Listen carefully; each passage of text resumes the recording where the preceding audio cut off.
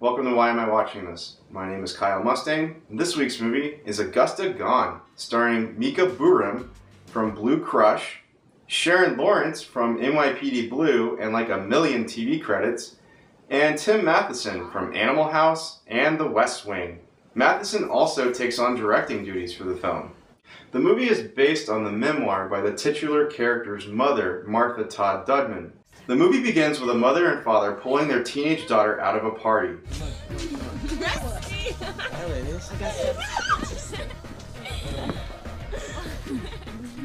When they get home, she threatens her mother with a kitchen knife. You know, just a typical Friday night. I never figured out where exactly this movie is supposed to take place, but it's someplace with a lot of boats.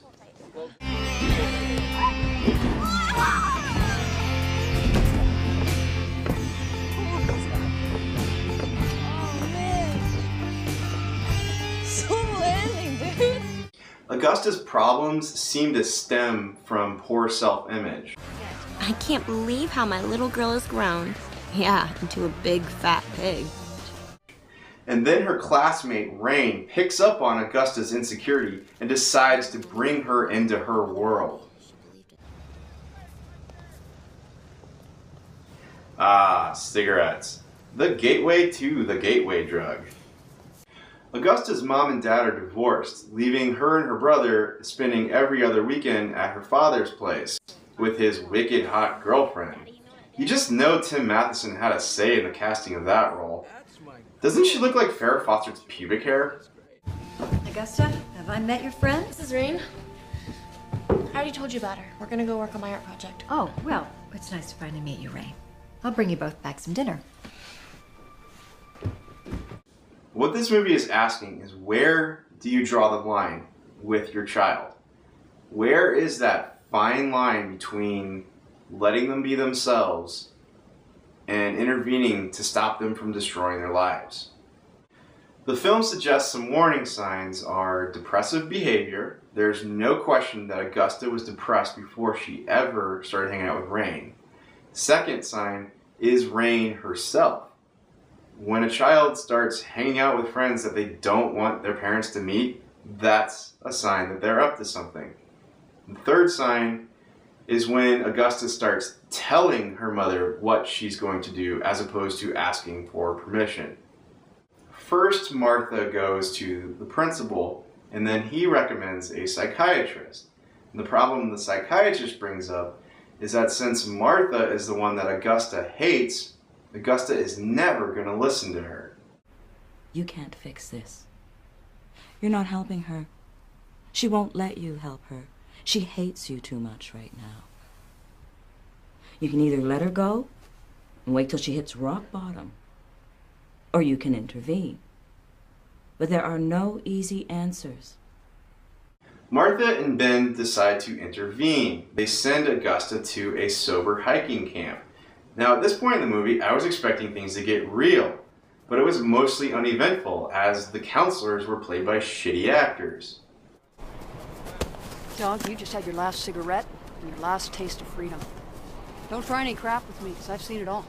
And in case you're too high to remember, I'll be here to remind you every 5 minutes for the next 6 weeks. You got it? Yeah, whatever. Vince, those days are over now. Here is where you find out what you can do, son. But I've seen you dig deep down before. I believe in you, son. What do you say? It gets a little Lord of the Ringsy once they start saying, "Beware Circle Mountain." If the counselors see that, they'll send you to Circle Mountain. What's Circle Mountain? Maybe Circle Mountain won't be as bad this time. Let's go. Parents are waiting for you. So, honey, we all think the Circle Mountain is... No, I'm for not now. going to Circle Mountain. That place is a nightmare. Welcome, boys and girls, to Circle Mountain. Shrink. You'll see. Bridget, welcome back.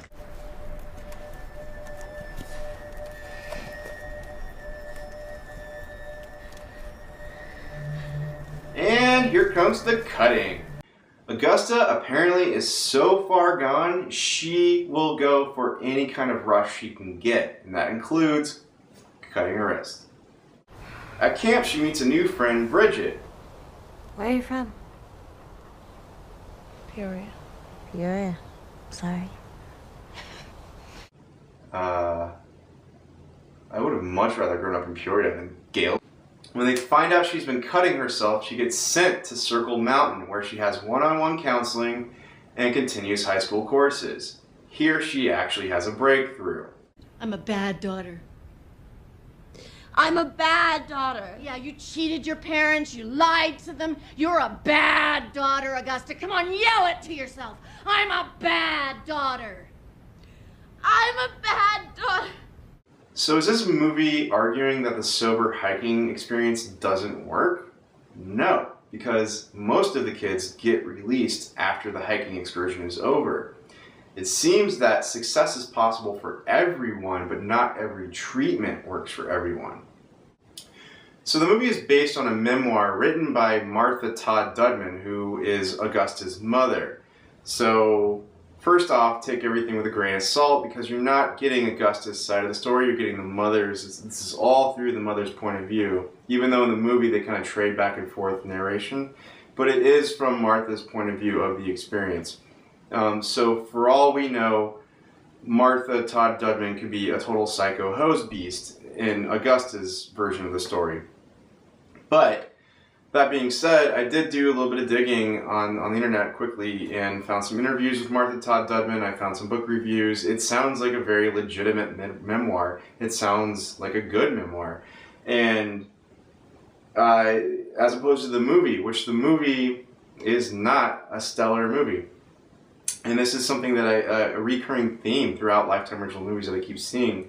Not that it's a problem, but they will take a woman's memoir and sweep it up and make it into a television movie, which really turns out to be just the bare bones of the story. It is a feature-length synopsis of a book. And it's good. They're trying to pay tribute to something that was written that was good. But when it comes to the movie, you're not going to get the same, conveyance of emotions. You're not going to get the thoughts that were going through their heads. You're not going to get that level of intimacy or empathy that you would get reading a book. But what I like about these movies is it gives you a good, if you're interested in the movie, then you should do a little bit of digging and look up the book, because the book is probably going to be 10 times better. The movies are going to be limited to budget constrictions, scheduling, the limitations and abilities of the directors and actors and everything that goes into that. But a lot of these are probably genuine good books that people should check out. And I think I might even check out Augusta Gone. One more thing I wanted to read from this interview with Martha Todd Dudman.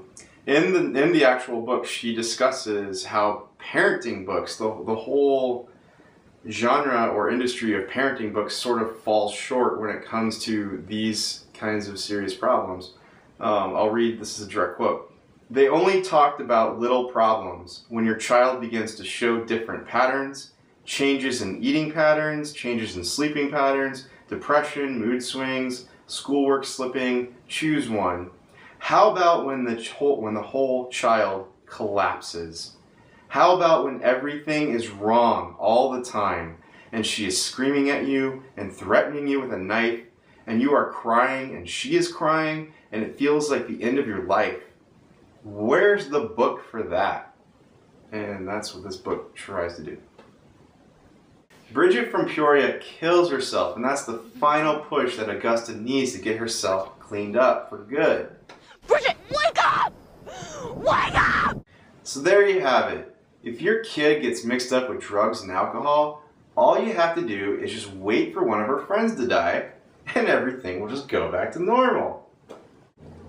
But then what if it's your kid that kills herself? I guess this movie hasn't really answered that question at all.